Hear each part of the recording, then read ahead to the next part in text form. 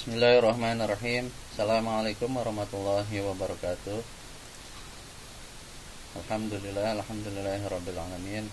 Salatu wassalamu ala asrofil anbiya wal mursalin Sayyidina Muhammadin wa ala alihi wa sahbihi ajma'in. Asyhadu an la ilaha illallah wa asyhadu anna Muhammadar Rasulullah. Allahumma shalli ala Sayyidina Muhammadin wa ala ali Sayyidina Muhammad. Amma ba'du. Baik anak-anakku sekalian yang dirahmati Allah Subhanahu wa taala. Pertama dan utama kita senantiasa memanjatkan puji serta rasa syukur kita kehadirat Allah Subhanahu wa taala. Alhamdulillah atas limpahan rahmat dan karunia-Nya kita masih diberikan kesempatan hari ini ya, dengan nikmat yang sangat banyak, nikmat sehat walafiat, nikmat iman Islam. Ya, di kondisi yang mungkin beberapa hari ini kita diguyur hujan, namun tidak mengurangi mungkin semangat kalian semuanya untuk tetap istiqomah menuntut ilmu ya, walaupun dalam kondisi beberapa hari ini hujan terus. Janganlah kita sekalipun mencela turunnya hujan. Seharusnya dengan hujan ini kita senantiasa berdoa ya, karena salah satu waktu yang diijabah doa oleh Allah Subhanahu wa taala adalah ketika turunnya hujan ya. Kemudian juga jangan lupa membacakan doa ketika hujan turun. Allahumma shayyiban nafi'an, ya Allah, semoga hujan yang Engkau turunkan ini menjadi manfaat. Baik, kemudian tidak lupa dan salawat dan salam semoga senantiasa terlimpah kepada baginda Rasulullah Nabi Muhammad sallallahu alaihi wasallam. Baik anak-anakku sekalian, mari kita mulai dengan baca Ummul Quran terlebih dahulu. Semoga kita senantiasa diberikan kesehatan, senantiasa diberikan keberkahan, dan dilindungi oleh Allah Subhanahu wa taala dari segala mara bahaya pada bencana. Ala diniyah wa ala kulli niyatin shalihah bi Al-Fatihah. A'udzu billahi minasyaitonir rajim. Bismillahirrahmanirrahim. Alhamdulillahirabbil alamin. Arrahmanir rahim. Maliki yaumiddin. Iyyaka na'budu wa iyyaka nasta'in. Ihdinas siratal mustaqim. Siratal ladzina an'amta 'alaihim ghairil maghdubi 'alaihim waladdallin. Baik anak-anak sekalian, ya, semoga kalian semuanya senantiasa istiqomah untuk menjalankan kewajiban kalian. Kewajiban melaksanakan salat, ya, kewajiban untuk berbakti kepada kedua orang tua, kewajiban untuk menuntut ilmu. Ya.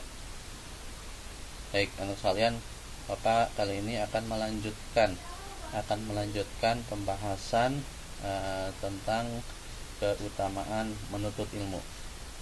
Ya. Kita akan lanjutkan pembahasan ini. Ya, kita sudah bahas sebelumnya tentang definisi ilmu, ya, ilmu dunia dan ilmu akhirat. Kemudian hukum-hukum menuntut ilmu. Pertemuan yang sebelumnya kita sudah membahas hal tersebut. Dan sekarang kita akan lanjutkan dengan keutamaan menuntut ilmu. Ya. Dan mohon maaf Bapak tidak munculkan video Bapaknya karena sedikit ada kendala. Ya. Baik anak-anakku sekalian yang Bapak sayangi, bahwasanya kalian sebagai siswa itu berkewajiban untuk menuntut ilmu dengan sebaik-baiknya di sekolah ya, karena kalian statusnya adalah sebagai pelajar. Pelajar itu tugasnya adalah belajar ya. Belajar itu adalah supaya tahu mana yang belum diketahuinya ya, mana yang perlu dilakukannya dan mana yang tidak boleh dilakukannya. Nah, dengan belajar itulah kita akan banyak tahu tentang ilmu. Dengan belajar itu kita akan tahu tentang apa yang harus dilakukan seorang pelajar. Dengan belajar itu kalian akan tahu apa saja yang kalian jangan melakukannya. Nah, itulah fungsinya belajar. Kalau ternyata di dalam pembelajaran itu ya, setelah disampaikan oleh guru-guru ternyata kalian belum paham, maka bersabarlah ya. Bersabarlah sampai Allah bukakan akal pikiran kalian supaya paham akan ilmu yang disampaikan. Kemudian kalau berkaitan dengan etika, tata krama atau adab atau akhlak, maka kalau itu harus kalian lakukan, maka kalian lakukan. Kalau itu harus kalian tinggalkan, maka kalian tinggalkan. Ya, ini ya penting diketahui. Kalau tidak ada perubahan dalam sisi akhlak kalian, maka berarti ilmu yang didapatkan oleh kalian itu belum menjadi manfaat. Ya, padahal kan doa yang selalu disampaikan kalian ucapkan ketika memulai belajar adalah Robbi zidni ilman nafi'a. Ya Allah, tambahkanlah ilmu nafi'an yang bermanfaat. Ya. Warzuqni fahman wasi'a, dan berikanlah kepadaku pemahaman yang luas. Nah, itu kan doa ketika mau belajar. Ya, jadi silahkan introspeksi.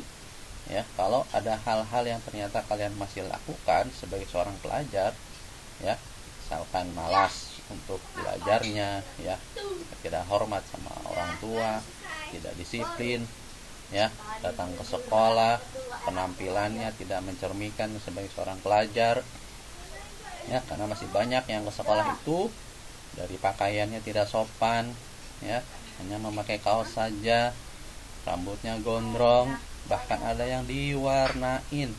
Maksudnya apa? Kalian mewarnai rambut, ya, mewarnai rambut itu, ya, sebagai seorang pelajar tuh bukan begitu, ya, sikap kalian, ya.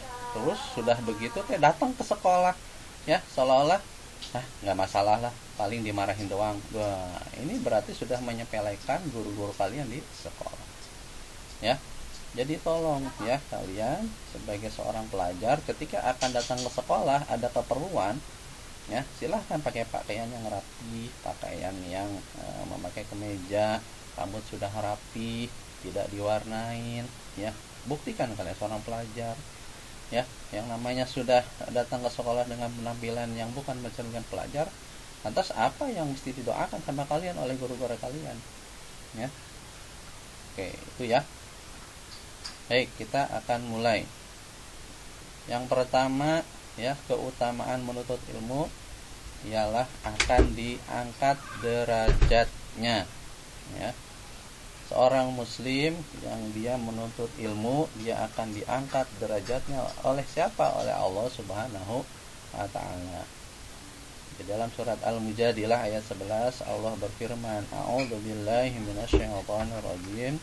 Yarfa'illahu alladhina amanu minkum walladzina utul ilma darajat wallahu bima ta'maluna khabir. Niscaya Allah akan meninggikan orang-orang yang beriman di antaramu dan orang-orang yang diberi ilmu pengetahuan beberapa derajat, dan Allah Maha mengetahui apa yang kamu kerjakan. Ya.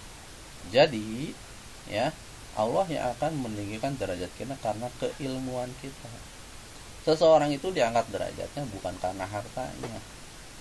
Ya, orang menghormati orangnya yang kaya, ya, tapi dia tidak berilmu, mungkin ada keinginannya, ya.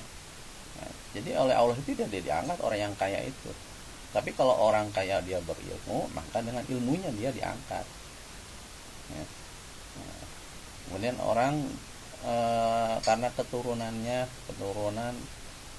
pejabat lah, keturunan orang mulia lah, tapi kalau tidak berilmu, maka dia tidak akan diangkat derajatnya oleh Allah Subhanahu wa ta'ala, ya.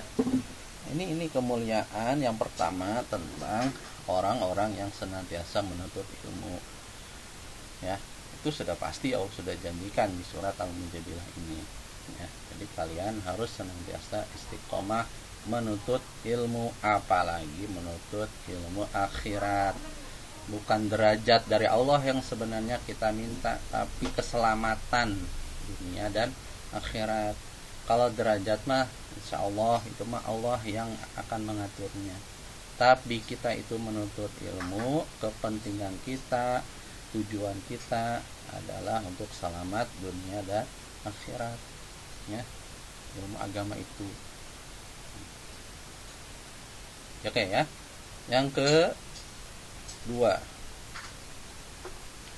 orang berilmu akan takut hanya kepada Allah Subhanahu wa taala. Di dalam surat Al-Fatir ayat ke-28 Allah berfirman, A'udzubillahi minasyaitonir rajim. Innama yakhsyallaha min 'ibadihil ulama. Innallaha 'azizun ghafur. Sesungguhnya yang takut kepada Allah di antara hamba-hambanya hanyalah ulama. Sesungguhnya Allah Maha Perkasa lagi Maha Pengampun. Ya. Nah, jadi anak-anak sekalian, yang paling takut kepada Allah itu adalah para ulama. Ya. Ulama itu siapa sih? Nah, ulama itu adalah orang yang berilmu. Ya. Orang yang berilmu. Nah, kalian orang yang menuntut ilmu, ya, nanti mendapatkan ilmunya, dengan ilmu itu kalian akan takut hanya kepada Allah Subhanahu wa taala. Semakin dia berilmu, semakin dia takut. Semakin kosong kepalanya dari ilmu, dia semakin sombong. Ya, kalau di kepala kalian tidak ada isinya, tidak ada ilmunya, maka kalian akan petantang pententeng sombong di dunia. Ya, padahal nggak ada apa-apanya, nggak ada isinya. Ya. Tapi kalau di kepala kita itu sudah banyak ilmu, ya, dibarengi dengan ilmu adab, ilmu akhlak, justru itu akan menjadikan kita semakin takut kepada Allah Subhanahu wa taala. Semakin kita mendalami ilmu-ilmu Allah, itu kita semakin merasa tidak ada apa-apanya. Ya, semakin tidak punya apa-apa sebenarnya. Ya. Karena itulah para ulama itu begitu, ya. Tapi kalau kita mah sudah ilmunya minim, belajarnya malas gitu kan ya, tapi kebanyakan gaya, ya. Kebanyakan pengen ini, kebanyakan pengen itu. Sholat masih bolong-bolong, ngajinya juga jarang-jarang, tapi pengennya banyak. Nah, ini aneh ya, aneh. Ada orang yang keinginannya banyak kepada Allah, tapi sholatnya malas, belajarnya malas, doanya malas. Sudah sholat, assalamualaikum, bar aja, nggak pernah berdoa. Ya, orang yang tidak berdoa kepada Allah Subhanahu wa taala, orang sombong. Ya, orang sombong, seolah-olah dia tidak punya kepentingan, ya, tidak butuh sama Allah, ya. Nggak sholat itu seperti orang yang nggak butuh sama Allah, ya. Nah, kita mah orang-orang beriman, kita orang Islam, ya. Nah, maka berilmu itu benar-benar harus kalian miliki, kalian cari. Semakin banyak, kalian akan semakin takut kepada Allah Subhanahu wa taala. Sekarang ini kalian tidak takut dengan kemaksiatan mungkin, ya, karena kalian nggak punya ilmunya, ya, nggak takut meninggalkan sholat karena kalian nggak tahu tentang ilmu sholat itu. Kalian nggak takut maksiat, tidak takut kalian mungkin mungkin diantara kalian ada kasus-kasus, mudah-mudahan tidak, ya, membuli adik kelasnya, ya, nanti, ya. Jangan sampai ada kasus seperti itu. Harusnya hal-hal seperti itu, ya, itu tidak dilakukan karena ketakutannya kepada Allah. Sekarang ini banyak para siswa yang tidak takut sama Allah, jadi dia berbuat seenaknya, berbuat semaunya, ya kan? Emang benar kata Nabi itu, jika kalian tidak punya malu, berbuatlah sesuka hatimu. Kata Nabi begitu. Kalau kalian tidak punya malu, semaunya aja kalian berbuat. Ke sekolah seenaknya saja, ya, belajar semaunya saja, bodoh amat dengan pelajaran sekolah. Nah, itu jangan seperti itu. Kalian berarti nggak punya malu. Nah, sekali lagi, orang beriman hanya takut kepada Allah Subhanahu wa taala, nggak takut, ya, dia menjadi miskin, nggak takut orang berilmu itu. Nggak takut dia misalkan dia dihina karena keistiqomahannya, nggak takut, ya, nggak takut, ya, karena ketakutannya hanya kepada Allah Subhanahu wa taala, ya. Baik, kemudian yang ketiga, Orang berilmu akan diberikan kebaikan dunia dan akhirat. Di dalam surat Al-Baqarah 239 Allah berfirman, A'udzubillahi minasyaitonirrajim. Yutil hikmata may yasha'u wa may yu'tal hikmata faqad utiya khairan katsira wa may yadhakkaru illa ulul albab. Allah menganugerahkan hikmah, kepahaman yang dalam tentang Quran dan Sunnah kepada siapa yang dikehendakinya. Dan siapa saja yang dianugerahi hikmah, ia benar-benar telah dianugerahi karunia yang banyak. Dan hanya orang-orang yang berakalah yang dapat mengambil pelajaran. Ya, jadi orang berilmu itu akan diberikan oleh Allah kebaikan dunia dan akhirat. Ya, dicukupkan kebutuhannya, bukan diberikan kekayaan ya, tapi dicukupkan dan kebaikan. Ya, emang semua orang berilmu itu akan jadi orang kaya itu? Enggak. Orang berilmu itu bukan keinginannya menjadi orang kaya, orang yang paling banyak harta, enggak. Ya, orang berilmu itu punya kebaikan, ingin dapat kebaikan di dunia dan di akhirat. Ya, dengan ilmu itu dia tahu gitu tentang dunia ini harus bagaimana ini. Ya, dengan ilmu itu dia tahu tujuannya kemana, ke akhirat, dan harus bagaimana sampai ke akhirat itu. Tujuannya di akhirat itu kemana nantinya, ke surga atau ke neraka. Ya, nah, itu jadi kebaikan dunia dan akhirat. Ya, dengan ilmu kita akan menjadi mendapatkan kebaikan dunia dan akhirat. Ya, jadi kalian ini menuntut ilmu jangan punya keinginan jadi orang kaya, jangan punya keinginan jadi orang terkenal, bukan. Ya, orang berilmu itu ingin dapat kebaikan dari Allah dunia dan akhirat. Ya, nah, makanya kan di awal-awal kan tentang niat itu, luruskan niat kita tentang menuntut ilmu, luruskan. Ya, luruskan. Itu ya yang ketiga. Ya, kemudian yang keempat, orang berilmu akan dimudahkan jalannya menuju surga. Dalam hal ini Rasulullah Shallallahu Alaihi Wasallam bersabda, "Wa man salaka tariqan yaltamisu fihi ilman, sahalallahu lahu bihi tariqan ilal jannah." Siapa yang menempuh jalan untuk mencari ilmu, maka Allah akan memudahkan baginya jalan menuju surga. Ya, tadi kan kebaikan dunia dan akhirat. Kebaikan di dunia, ya, itu bagaimana kita menjalani kehidupan ini sesuai dengan yang Allah inginkan, jangan sesuai dengan hawa nafsu kita. Kebaikan menuju akhirat yaitu kebaikan menuju surga. Ya, jadi orang-orang yang berilmu itu akan Allah mudahkan jalannya menuju surganya Allah. Ya, tujuan kita kemana sih? Ya, di dunia ini mau berapa puluh tahun hidup? Sebentar kan? Ya, umat Rasulullah itu cuma 60 sampai 70 tahun, nggak lama, bahkan ada yang di bawah itu. Ya, bahkan ada teman kamu tahun yang lalu itu kelas 12 udah meninggal. Ya kan? Belum nyampe dia 20 tahun, belum nyampe. Ya, tapi Allah udah panggil duluan. Ya. Bapak udah usia sekarang 40-an. Ya, udah alhamdulillah masih nyampe. Nah, kamu ya, kalian pertanyaan bagi kalian, ya, sekarang usia kalian paling masih 14-15 tahunan. Ya. Kira-kira nyampe ke 20 tahun? Kira-kira nyampe ke usia 30 tahun? Kira-kira nyampe ke usia 40 tahun? Ya. Ya kan? Enggak lama kita ini hidup di dunia. Nah, maka berilmulah, menuntut ilmulah supaya apa? Dimudahkan jalannya menuju surga. Ya. Memang tujuan kemana lagi kalau bukan ke surga? Orang yang Allah ridhoi itu Allah berikan, ya, balasnya menuju surga. Berat menuju surga, berat banget, ya, nggak gampang, ya. Ya, kalau gampang mah mungkin kamu cuma dapat balon doang, ya.